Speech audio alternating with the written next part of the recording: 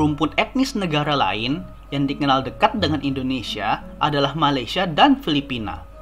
Itu karena Indonesia, Malaysia, dan Filipina merupakan bangsa Austronesia. Orang Melayu di Malaysia berkerabat dekat dengan orang Melayu di Sumatera. Demikian juga dengan orang Mindanao di Filipina memiliki kedekatan dengan orang Kalimantan Utara. Akan tetapi, tahukah Anda kalau Indonesia memiliki sepupu jauh yang jarang kita dengar? Sambil menjelajah ke negara yang jaraknya hampir 19.000 km ini, jangan lupa tekan tombol subscribe-nya.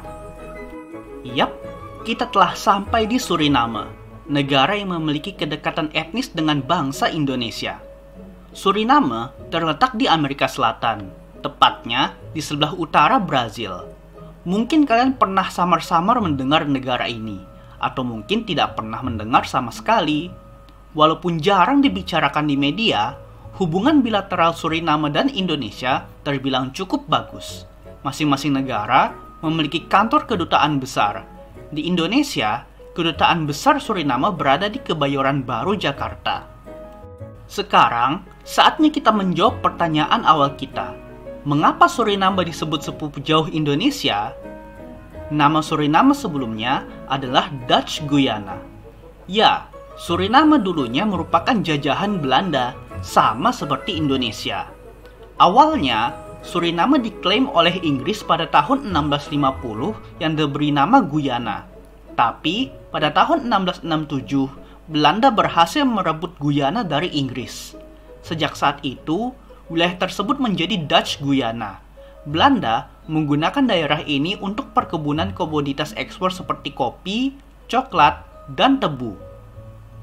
Karena populasi pribumi Guyana sangat sedikit, Belanda mendatangkan budak dari Afrika untuk mempekerjakan perkebunan-perkebunan tersebut. Saat perbudakan dihapuskan pada tahun 1838, Belanda mendatangkan pekerja dari wilayah jajahan mereka yang lain secara bergelombang, terutama dari Hindia Belanda atau Indonesia. Gelombang pertama adalah pekerja Tionghoa dari Hindia Belanda, yang selanjutnya menciptakan etnis Suriname Tionghoa. Gelombang berikutnya, tahun 1873 hingga 1916, adalah orang-orang India yang membentuk etnis Suriname India. Pada gelombang terakhir, setelah tahun 1916, Belanda mendatangkan orang-orang Jawa dari Hindia Belanda. Gelombang pekerja inilah yang menciptakan etnis Suriname Jawa. Dengan sejarah seperti itu, Suriname memiliki beragam etnis hingga saat ini, yaitu etnis pribumi, Tionghoa, India, dan Jawa. Suriname juga satu-satunya negara di Amerika Selatan yang memiliki populasi Hindu dan Islam yang cukup besar, selain Kristen. Orang-orang Jawa hingga saat ini mencakup 14% populasi Suriname. Ini merupakan populasi etnis Jawa terbesar di luar Indonesia yang bukan warga negara Indonesia.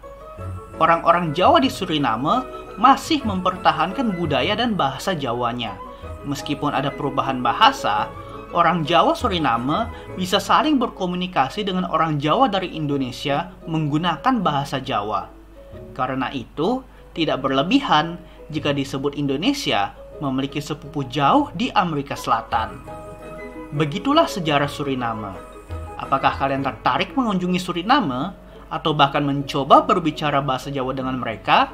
Silahkan berikan komentar Anda di bawah ini dan jangan lupa update terus pengetahuan kalian.